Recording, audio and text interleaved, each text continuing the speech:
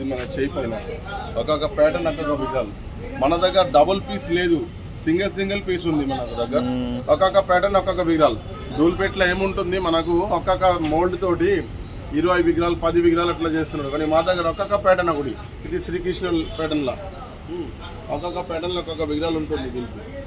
ఇది ఒకటి మహారాజా, ఇది కూడా ఒకటి మహారాజా ప్యాటర్న్, ముంబై మోడల్. తర్వాత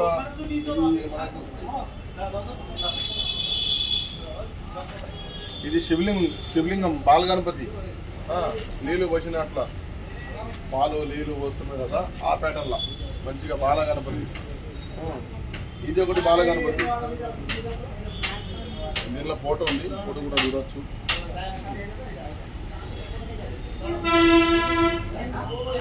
ఇది కూడా ఫోటో చూడవచ్చు.